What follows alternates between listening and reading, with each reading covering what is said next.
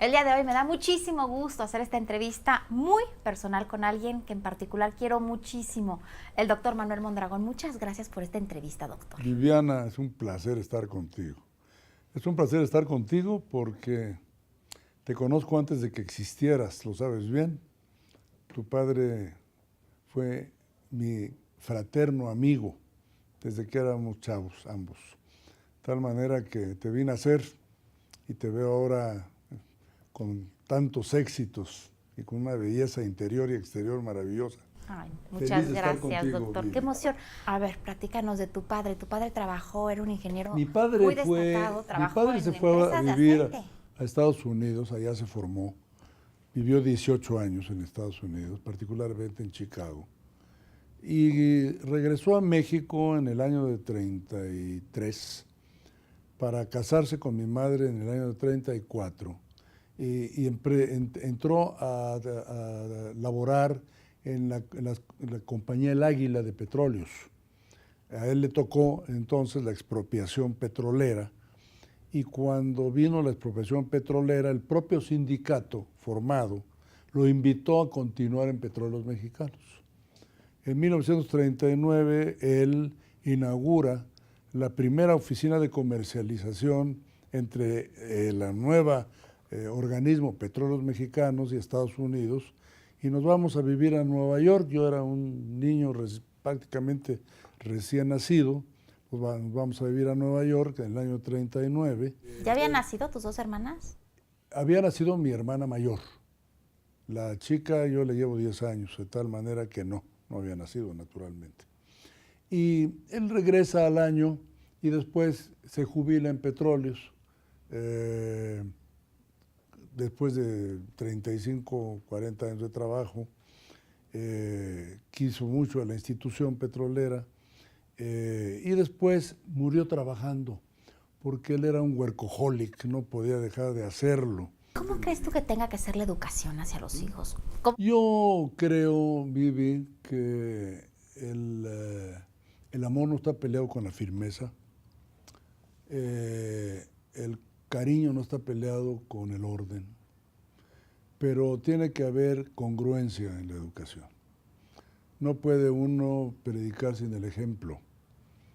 Y creo que tiene uno que equilibrar de acuerdo a la personalidad de uno mismo las conductas cotidianas para que los hijos crezcan dentro de un espíritu de congruencia, pero de orden, pero siendo y procurando que se desenvuelvan ellos mismos con su carácter y su personalidad. Claro, ahí me dicen que tú desde chiquito tenías tu carácter y tu personalidad y tu mamá llevaba a todos los niños allá a Chapultepec y que siempre tenía que estar preguntando, ¿dónde está Manuel? Ya se me escapó, anda haciendo su vida. Es muy determinante. Desde chiquitito en la bici ya sabías hacia dónde ibas y que tú querías hacer tus cosas sin que nadie te mandara. Quizá ya tenía medio el carácter de líder, hijita, que hasta la fecha no se me quita, pero esto es algo que viene innato en mí. Tengo 4 hijos varones y lo que me da mucho gusto es que creo que finalmente la labor de mi esposa y la mía con ellos ha sido y fue buena. Bueno, es que dicen que Marta es una gran mujer que ha podido llevar un muy buen matrimonio y educar muy bien a estos jóvenes que hoy son todos exitosísimos. 56 años de casados, Vivi. ¿Cómo le haces para durar 56 años de fácil, casado? habrá que preguntarle a ella cómo le hizo. Y a ellos también les gusta porque aquí el doctor le encantaba la bailada, tocar bongos.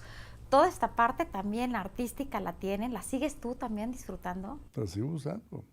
Mira, a mí me gusta mucho la percusión. Yo soy sonero, lo que se puede decir, el apasionado de la música cubana, pero no salsero. ¿Por qué? Porque la salsa es moderna. No, yo soy un apasionado de la música cubana antigua. Y cuando hablo de eso me refiero al son, me refiero al guaguancó, me refiero a la rumba, me refiero a la guajira, al montuno. Y esto lo tengo metido ya genéticamente desde niño. Yo desde niño buscaba unas maracas y acompañaba en el radio, porque no había otra cosa que escuchar más que el radio, el danzón o lo que fuera. Y efectivamente me convertí en percusionista. No te diré que soy profesional, pero me puedo subir con los grupos profesionales, de los cuales soy muy amigo. Y cuando hay confianza, o cuando no tengo las cámaras enfrente, porque a veces me quieren tomar una fotografía. Y también entre todo este rollo polifacético, también, bueno, eres experto en artes marciales. Estaba leyendo en algún lugar que justo cuando fue el gobierno de López Portillo te contrataron para que le dieras karate a los distintos trabajadores ahí, y uno de tus alumnos fue el Negro Durazo. Fíjate que sí, y fue con Pedro Ojeda. Cuando era Procurador General de la República, Pedro y yo somos amigos, o éramos, un hombre al que yo quise mucho. De hecho, sigo siendo gran amigo de su hermano, de Manuel. Éramos vecinos en la calle de Culiacán, el mayor que yo, Pedro, pero vecinos, y desde entonces éramos muy amigos. Cuando él fue Procurador General de la República, me dijo, ven a dar unas clases a mis comandantes. Y puse al Negro Durazo, lo puse de karategui, de uniforme de karate, y lo puse frente a mí, le dije, póngase en posición adecuada y va a hacer lo que yo le diga. Y lo hizo, ¿eh? Lo hizo con toda disciplina. No, faltaba más que no lo hiciera. Sí, fue alumno mío, entre muchos miles de alumnos que tuve. El fútbol americano también, estuviste en Pumas, ¿no? Jugador de Liga Mayor de americano, hice lucha olímpica, lucha grecorromana, judo, box, y cuando llegó el karate y me platicaron lo que era el karate, no llegó el karate, lo trajimos nosotros, pero cuando llegó un maestro de karate y nadie sabía lo que quería decir karate, lo fuimos a entrevistar y logramos poner la primera escuela de karate, y esto fue lo que se convirtió desde 1959 en mi deporte, vamos a llamarle básico. ¿Lo sigues practicando? No, ya no. Practico golpes, le pego al costal y todo eso para no perder velocidad, o por lo menos no aparecer tan lento. Porque algo de ejercicio estás haciendo ahorita. Sí, hago bastante ejercicio. Pero el karate como tal es muy difícil, es muy rudo, y tengo lastimaduras, tengo muchas lastimaduras en el cuerpo, producto del, pues vamos a decirle, fui karateca y hombre de taekwondo profesional. Fueron muchos años de combates y de golpes, etcétera. Tengo lastimaduras en los codos, en las rodillas, operaciones. Tengo un hombro con artroplastía, es decir, tengo un hombro biónico que me operé. Entonces, tengo varias lastimaduras. Pero también combates para proteger los derechos de los compañeros, porque bueno, en 1965 ya eras el líder de los doctores para poder conservar sus derechos, para que se les respetara. Platícame esta faceta. En 65, mira, estando yo en el hospital 20 de noviembre y habiendo sido jefe de servicio, subdirector del hospital, cuando viene el movimiento médico de 65, a mí me escogen mis compañeros médicos, todos los jefes de servicio y los adscritos, a que los representara en la famosa asamblea de este movimiento médico, que fue el primero que contempla el presidente Díaz Ordaz, después le viene el 68. Y a mí me escogen para representarlos en el hospital 20 de noviembre, en la famosa asamblea permanente. En esa representación, Vivi, yo voy y defiendo al hospital, defiendo al ISSSTE, nunca me politizo, porque ni sabía ni me importaba esa parte. Me importaban mis compañeros residentes, mis compañeros médicos. Se resuelve el problema y a alguien se le ocurre hacer una lista negra, supuestamente de los que participamos en el movimiento, que yo no era más que un buen representante y un hombre que luchó por sus médicos. ¿Qué pasaba si estabas en esta lista negra? Que te corrieron del hospital y no te daban trabajo en ningún lado. Y yo tenía 3 hijos y me quedé sin chamba.